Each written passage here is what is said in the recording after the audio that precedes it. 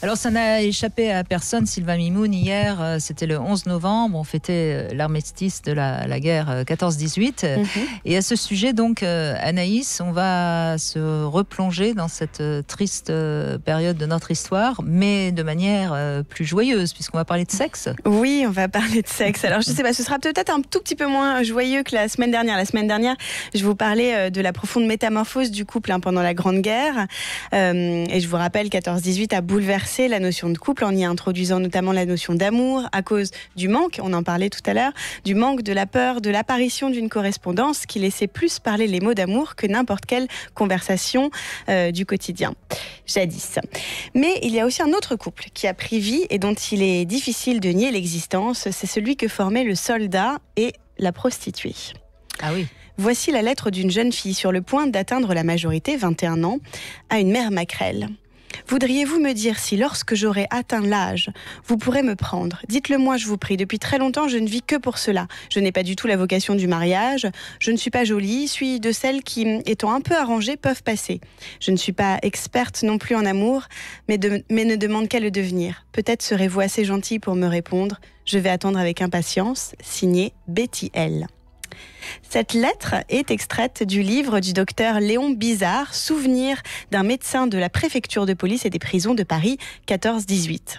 Et elle nous dit bien à quel point, comme Mata Hari à l'époque dont je vous ai aussi parlé, vivre en femme libre se conjuguait souvent avec la prostitution.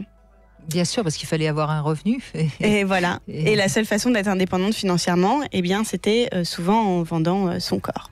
Et de ne pas avoir de mari et donc d'homme pour nous forcer à rester à la maison. Dans ce vieil ouvrage, nous retrouvons de nombreux témoignages comme celui-ci et ceux de prostituées ayant servi au front. Et je dis bien servi au front car pour moi, elles ont participé à ce que les troupes puissent endurer les mois, les années d'horreur de la Grande Guerre.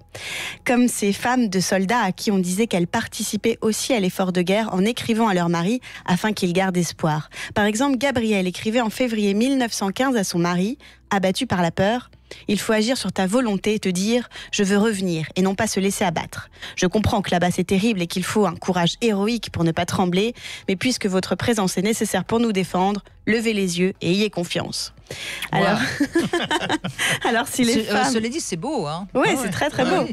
Si les femmes faisaient un boulot formidable à distance... Ça a permis d'éviter les obus, mais c'est beau. En tout cas, conjugué avec toutes celles que les autres faisaient sur place, je pense que ça devait fonctionner. Parce que si les femmes faisaient un boulot formidable à distance, il fallait tout de même que d'autres soient garantes du moral des hommes sur le front. Et celles-ci, c'est celles qui risquaient la mort, puisqu'elles étaient près des lignes de combat. C'est celles qui n'avaient rien à perdre, puisque leurs clients avaient déserté la ville.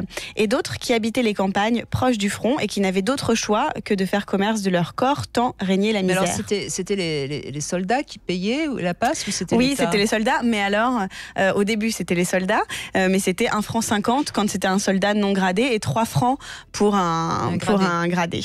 D'accord. Alors, et 1,50 franc, on ne se rend pas compte, non, mais c'était très peu cher. J'imagine, oui, j'imagine. On peut être sûr que là où il y a des soldats, il y a toujours eu des prostituées, parce que les proxénètes ont compris il y a bien longtemps que souvent, les clients viennent chercher bien plus qu'une éjaculation, mais évidemment aussi un réconfort. Alors quand la mort règne, le bordel est là où on va chercher une petite pulsion de vie. Avant la guerre, une femme majeure peut s'inscrire auprès de la préfecture pour exercer en tant que prostituée. Des contrôles sanitaires sont effectués, des médecins, même consciencieux, prodiguent des petits cours de prévention. Mais à chaque crise, son regain de puritanisme, les bordels sont tous fermés avant la guerre. Les médecins de préfecture, habituellement débordés, ne voient plus que les dernières vieilles patientes n'arrivant pas à quitter le trottoir des villes. Paris ne vaut plus rien, écrit le docteur Bizard. En revanche, on gagnait tout ce qu'on voulait dans les lupanards de la zone et des camps. Mais évidemment, les MAC avaient une longueur d'avance et les autorités, elles, n'avaient pas tout de suite percuté. Pas de contrôle, pas de préservatif. Imaginez bien qu'on chopait les maladies comme les éclats d'obus.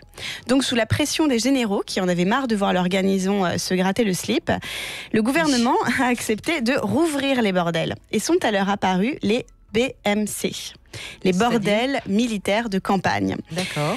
L'armée trouvait un endroit où construisait elle-même des baraquements, puis elle laissait la gérance aux proxénètes. Parce que finalement, c'est aussi ça, les maisons closes, un moyen de faire ce qu'on ferait dans tous les cas, mais parfumé à l'antiseptique.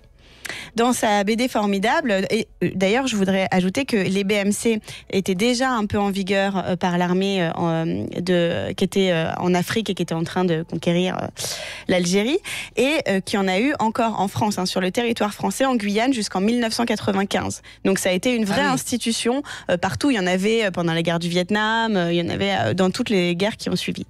Et dans sa formidable BD dont on vous a déjà parlé 1000 fois, Une histoire de sexe, Philippe Brenaud conclut admirablement sur cette grande guerre dont je vous ai aussi parlé la semaine dernière. Elle est à la fois le carnage que l'on sait, mais aussi un chant d'amour parfois désespéré, celui des hommes et des femmes qui se retrouvent au détour des combats. La fièvre de la passion s'oppose à la mort et contribue à libérer l'intimité. La libération sexuelle est en marche.